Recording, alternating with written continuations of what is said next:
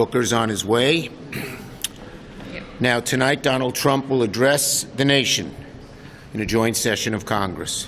But the American people already know what to expect: a deluge of mistruths and falsehoods. We know what Donald Trump won't do. He seems incapable of doing: being straight with the American people about the mess he's created in his short time in office. I can't think of another new president who's created more chaos, hurt more people, and created more of a mess than Donald Trump. What can Donald Trump say that the American people can take seriously? Well, he has nothing to brag about. He's already made a mess of our country. In 1 month, inflation has gone up. In 1 month, unemployment has gone up. In 1 month, grocery prices, housing costs, measles cases, Vladimir, we're adding a new one. Sewage in your water is going up after the Supreme Court decision with EPA this afternoon. They're all up. That's not what the American people asked for. This is the president who said he'd start lowering costs on day one, and he sure as heck hasn't done that. By the way, another thing that he's just done is start a trade war with Canada and Mexico. I have never seen such an important policy that affects so many people and their costs come into effect with so little thought, so little analysis. It's amazing. Huge industries in every state are going to be hurt. It is now estimated that the average American family in 1 year will pay $2,700 more because of the Trump tariffs. And they don't even know what the heck they're doing. He gets an idea in his head, he thinks, oh, that's a good idea, without any thinking of the consequences. So after the tariffs, everyday goods are going to become more expensive, from the price of gas and cars to cheese and dairy and everything in between, devastating our farmers, our small businesses, American families. According to the CEO of Target this morning on CNBC, consumers could see these higher prices within a few days. The average household, as I said, $2,700 now. It was $2,000 this morning. They now estimated it would be a little higher. Why is he doing all this? Tax cuts for his billionaire buddies. Tax cuts for his billionaire buddies. Raising American families' costs. Firing people. Just want to mention one. There's so many people, but we're all bringing guests tonight. There's a lady from Buffalo. She served her country valiantly in Iraq, got toxic exposure to burn pits, had serious illnesses in her lungs that were cured. She's working for the Veterans Administration, helping other veterans. And guess what? She's just told leave. She's not told what she did wrong, why she is inefficient. DOGE shouldn't be Department for Efficiency. It should be Department of Government Cruelty. The way these people are being treated is just nasty. All for tax cuts for billionaires. So whatever Donald Trump wants to spew tonight will be just that, lies. The pain, the costs, he's not going to talk about those. And he's going to try to delude the American people. We're not going to let him. Senator Durbin.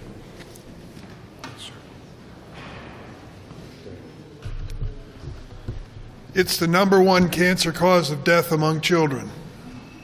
Neuroblastoma. We know it, we've seen it, we've heard about it.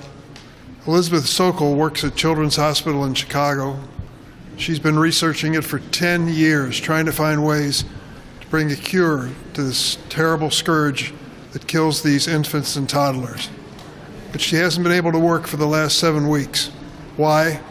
Because the Trump administration has basically shut down the National Institutes of Health. The research grants, which they are supposed to award and give on a regular weekly basis, have been suspended while Elon Musk and his chainsaw go through this agency. Who did they go after first?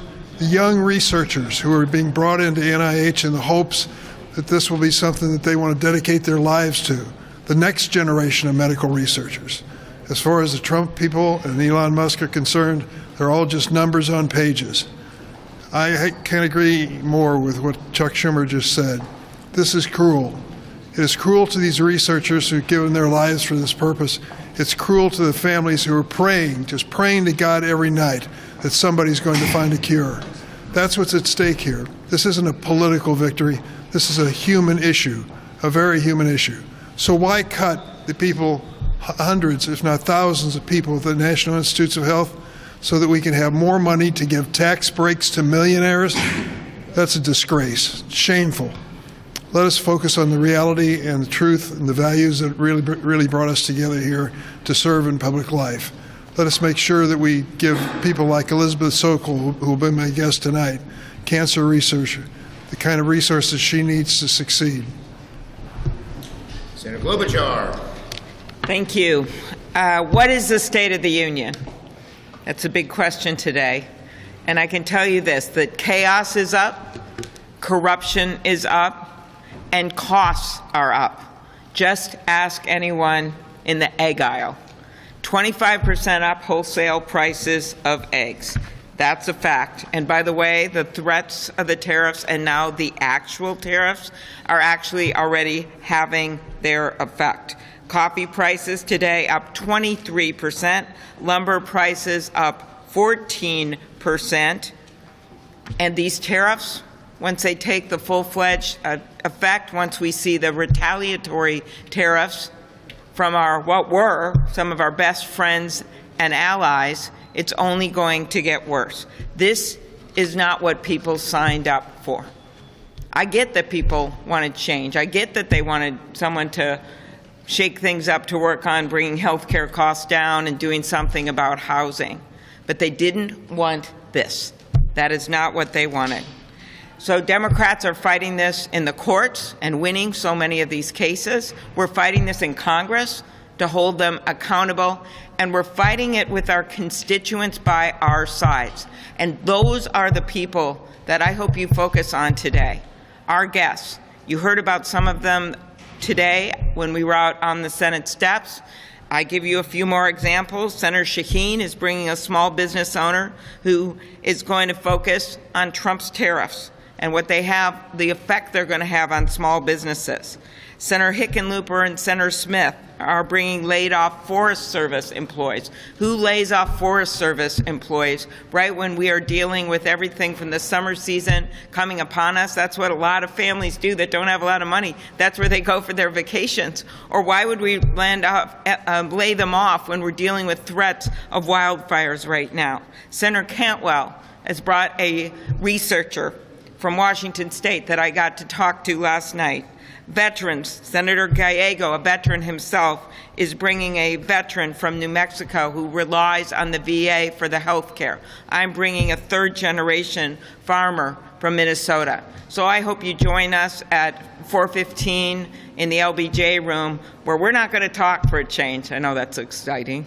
We're going to actually have the real people that are affected by Donald Trump and by Elon Musk and by the Republicans who refuse to stand up. All it would take is 3 of them in the House of Representatives or 4 of them in the United States Senate to stand up to all of this, but they're not, and it's important that you hear the real people's stories. Not just the people that is laid off, as bad as that is, and fired, but also the people that are getting affected already with more to come. Why? They're looking for money.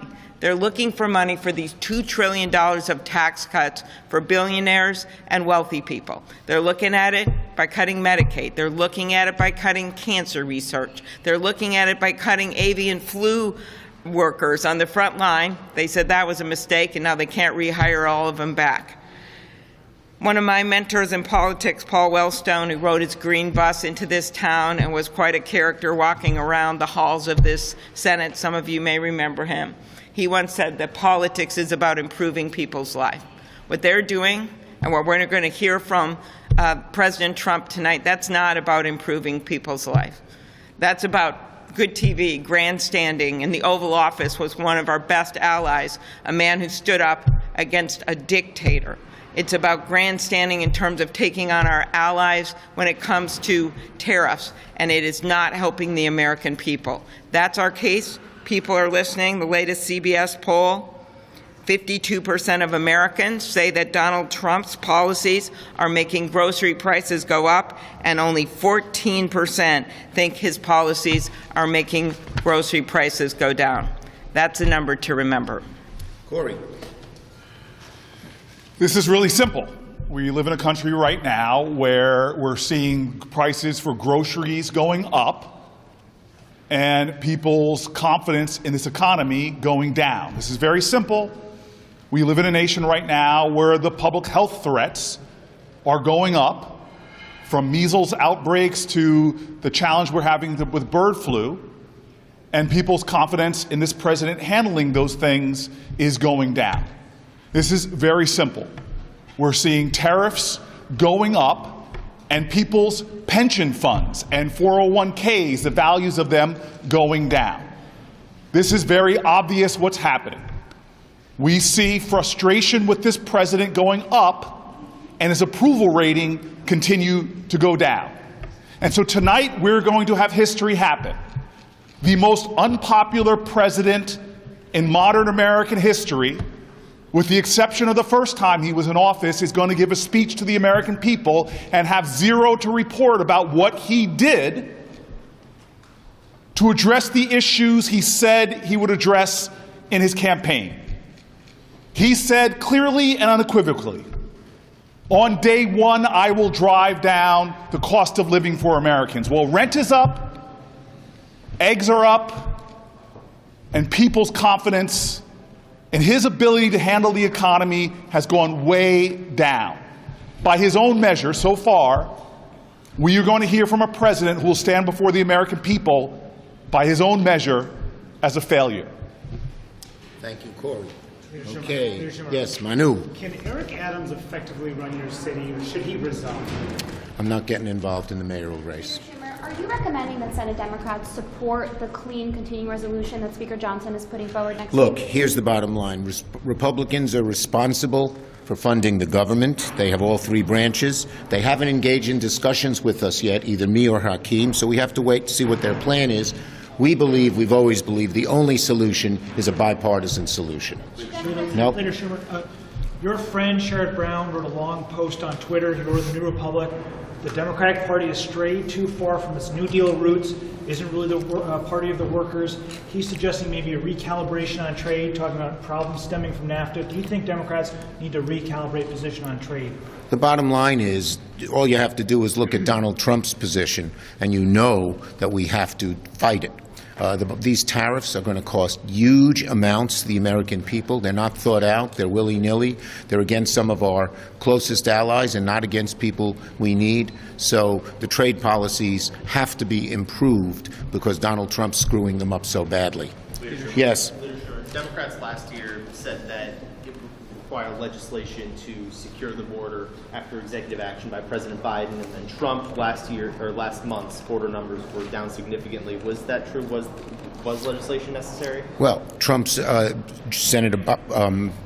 Biden's numbers went down the month before as well. They've been down the last few months, and he implemented on his own, when we couldn't pass it, some of the things we proposed in that bipartisan legislation, which was bipartisan. Leader Schumer. Thanks, everybody. USMCA, if they're going to, we want to negotiate some improvement, like on dairy, the life of Canada, or the place to do it is USMCA.